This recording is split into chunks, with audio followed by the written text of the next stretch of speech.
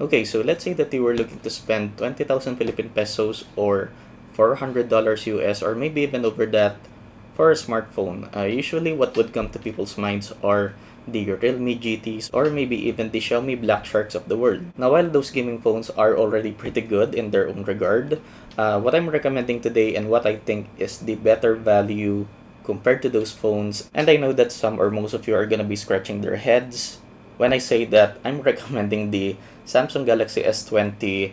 This is specifically the Samsung Galaxy S20 5G with a Snapdragon 865. So yeah, for around 20,000 Philippine pesos, I'm recommending a used device. And no, this video isn't for those people who have bottomless bank accounts, anak ng politika ganon. So this video most likely isn't for you, but more for the people who really work hard for their money, and at times they may want to spoil themselves or splurge on a smartphone because 20,000 Philippine pesos is a lot of money already for someone like me. So yeah. What's up mga kuya? Welcome back to the channel. So this is the Samsung Galaxy S20 5G, a phone that's 2 generations old, also of course with a flagship chipset, again the Snapdragon 865, which still performs basically like a flagship. And I'm here to tell you today that if you were planning on buying a gaming smartphone, again the Realme GTs or even the Xiaomi Black Sharks, then instead of buying those gaming smartphones for over 20,000 Philippine pesos, then buy this. At least I bought this for 20,000 Philippine pesos exactly. Now, if what I'm saying sounds familiar, I actually made a video last year on the Poco X3 Pro, why you should buy this instead of a gaming smartphone. But of course, this is more for the people who have a tighter budget, and the Galaxy S20 is someone for more of a budget, obviously. So this is actually an S25G straight from Korea, and it looks, well, pretty much brand new. Take note, this is a pre-owned smartphone. So it's pretty much flawless at the front and back, and maybe a few minor scratches at the sides. So when I got this from Shopee, from this seller specifically, I thought that this was a brand new phone, but again, this is a pre-owned unit. So why do I recommend this instead of buying a brand new gaming phone? Well, first of all, build quality is top-notch. So you have Corning Gorilla Glass 6 at the front and back, aluminum frame, so there's pretty much no flex if you try to bend it. And regarding design, so what I have with me is the blue color option. I forgot what this specific color was called, but even though this is the blue option, all of them have this like a gradient finish or rainbow finish if you view it at certain angles. And really the only thing that I don't like design wise about the S20 series is the camera modules, or more specifically how they designed the camera bump. It's like they just slapped that on there. Of course, they improved on that significantly with the S21, which looks, well, basically I adore the camera bump on the S21, and for me that's one of the few ways where you can do a camera bump on a smartphone right. So of course on the right side is your power button and volume rockers, which are really nice and clicky, really, well, basically high quality shit. At the left side we have nothing, and at the top we have a SIM card tray which can house 1 nano SIM and 1 micro SD card. So I believe this is the last of the Samsung Galaxy S devices or Note devices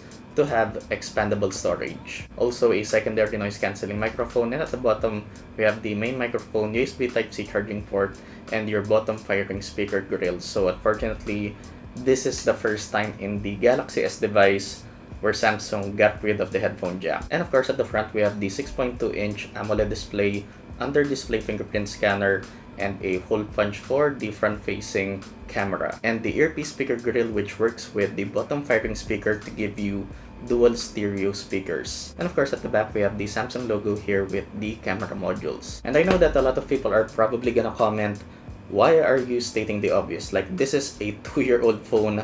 A lot of people know about this already. Well, this is the first time that I've owned the Samsung Galaxy S20, and probably to a lot of people who are looking to buy this now. Again, this video isn't really for the people who have bottomless bank accounts, who probably own an S22, S22 Ultra by now. And pakin nyo ba, video ko to eh. So I'm definitely gonna give build quality on the S20 with an S, which is, yeah, pretty much top-notch. And then moving on to the gorgeous display of the S20, I don't really need to say much about this. It's a gorgeous 6.2-inch AMOLED display. So you can actually choose if you want to use this at Quad HD but stuck at 60Hz or at 1080p at 120Hz, of course. If you know me or a lot of people who have experienced high refresh rate on smartphones, then you can't really go back to 60Hz. Even though it is Quad HD, 1080p on handheld for me is like enough. You don't need Quad HD on a smartphone. So you have really good viewing angles and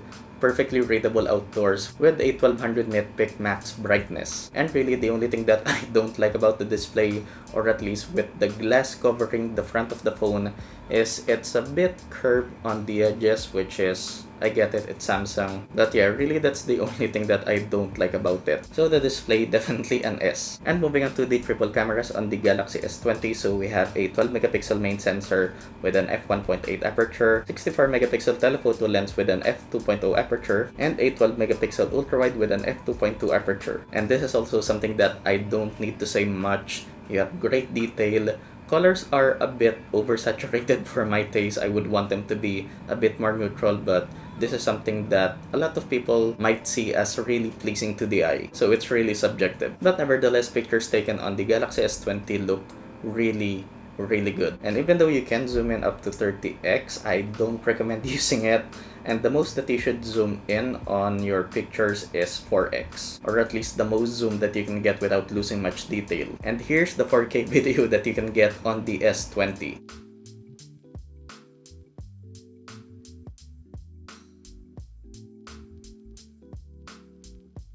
And of course, you can also record at 8K but only at 24 FPS.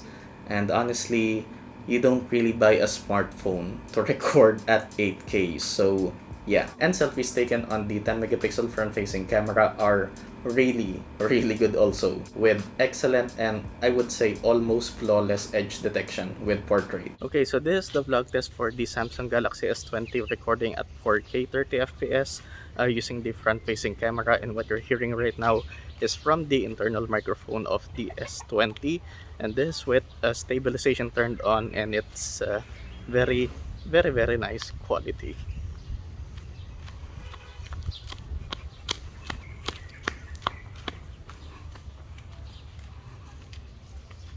And as far as flagships go, I'm giving the cameras on the S20 a really good A+.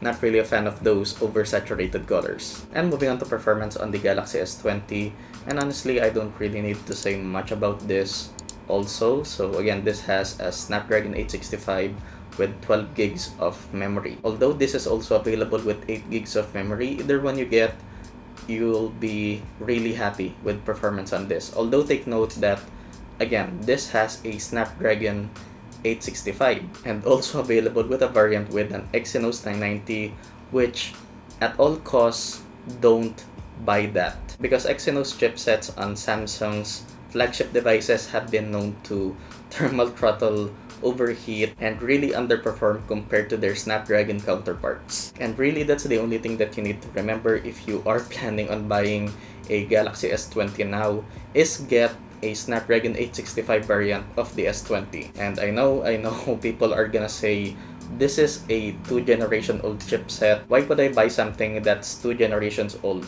Well, so this is me running Genshin Impact at the highest graphic settings at 60 FPS, again with motion blur turned off, and yeah, you won't really notice any type of stutter or lag even with a 2-generation old flagship, because the Snapdragon 865 is just that good. So pretty much any game you throw at this, it's gonna handle like a champ. Again, take note that this is for the 865 variant of the S20, so if you do get the Exynos variant of the S20, then you will experience overheating, thermal throttling, and frame drops all over the place. But with this, it's gonna be a way smoother experience. Like, I wouldn't say night and day, but it kind of is. And even in longer gaming sessions, the S20 doesn't really overheat. It does tend to heat up quite a bit, but not to the point that it would be uncomfortable to hold. And of course, combined with UFS 3.0 storage, upload times, downloading, opening apps, multitasking is no sweat for the Galaxy S20. Plus, combined with Samsung's One UI, this is pretty much the best experience for Android that you can get. Ironically, Samsung software in the past was considered the worst, but now it's even actually better than Google's stock software. So yeah, you won't really notice any sort of hiccups here on the S20. Plus, the dual stereo speakers here are excellent, better, definitely better than any smartphone that I've used with dual stereo speakers, maybe aside from the S21 that I tested out last year.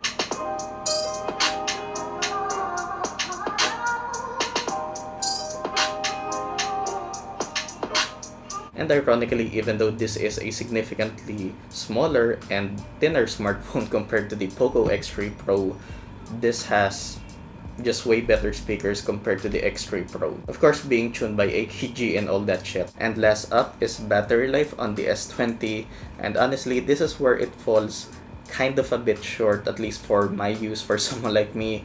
So this has a 4000 mAh battery with 25 watts of fast charging and 15 watts fast wireless charging. So for my use, so I'm a bit of a medium to heavy user, so that's a combination of social media, watching videos, some gaming and picture taking, and I would usually average 5 hours of screen on time, and I would usually need to charge by 6 p.m. So even though it's not really an all-day battery life for someone like me, I would still say it's solid for the most part, because the one thing that I'm actually blaming why I'm not getting a whole day battery life on the S20 is because of the 120Hz display. So this is the first time that Samsung actually put a high refresh rate on their Galaxy S device, and this doesn't have adaptive refresh rate. So meaning that if you set it at 120Hz, then it's pretty much running at 120Hz all the time, even though maybe you're just looking at a web page or at a picture. This won't go down to 1 Hz or even 60 Hz,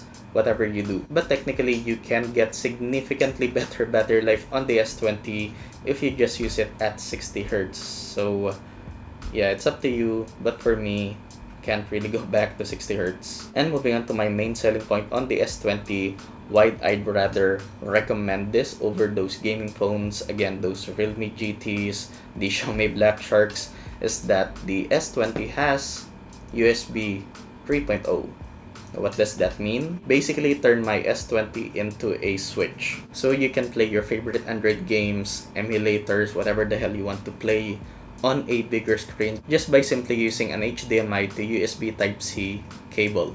And there might be people who are gonna say you can just cast the screen of your device to your TV, or maybe even use a display link enabled device on your phone that just has USB 2.0, but both of those options don't really offer a zero latency experience. So with those options, you are gonna experience some latency. And also an added bonus here, at least I think it's a bonus, is Samsung DeX, wherein basically you can just plug in your Samsung Galaxy device into any monitor via HDMI, connect your wireless keyboard and mouse to your phone, and you basically have a desktop experience in your pocket. And if you're gonna say that those gaming pop-up triggers are a game changer, then this is also a game changer, the Thunder Robot G50, which I made a review of, and I highly recommend you to watch my review on this, which will be in the description of this video. But basically, you can use this with any Android game that you play, even games that doesn't have any gamepad support. And I know that there's the argument like, what, I need to buy a separate accessory for my phone? Well, my counter argument with those gaming phones, specifically with their pop-up triggers, you won't get any sort of IP certification as with the S20.